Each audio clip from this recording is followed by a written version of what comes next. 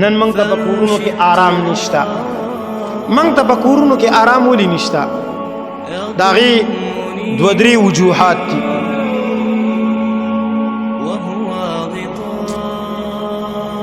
یو غټه وجه خو دا ده چې اشتراکي دي زموږ کورونه، ځان له نه دي، مشترکه دي کورونه. په کور مشترک کې انسان ته سکون او آرام نه حاصلېږي. الله وی دا کور خو ما تا ته جوړ کړی د پاره د سکون او د آرام.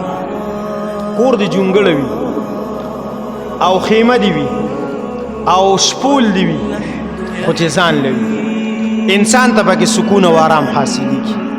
او چې کله مشترک وي نو هلته بیا سکون او آرام ختم شي.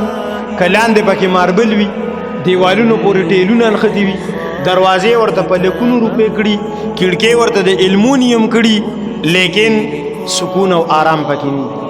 دا حقیقت دی، دا حقیقت دی. الله وی ما کور د سکون او د آرام لپاره. نو یو خو د دې وجې نه زموږ کورونو کې سکون او آرام نشته چې دا مشترکه دي.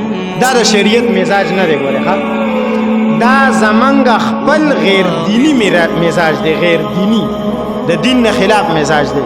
د شریعت مزاج دا دی چې ځان له به بیلي ارسلي، ځان له به بیلي، چې ځان له بیلي یو په سکون او په آرام وي.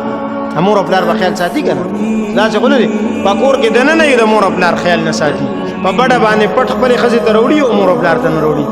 نو دا طریقه بده ده. او که نه چې د دې ځان له بیلي او مور ته هم چې کوم دي وړي او خپل کور ته هم راوړي، هغه طریقه ښه ده.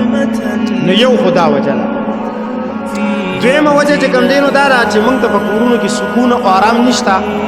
ګاونډ زموږ صحیح نه دی. موږ د ګاونډګیرۍ حقوق نه پېژنو.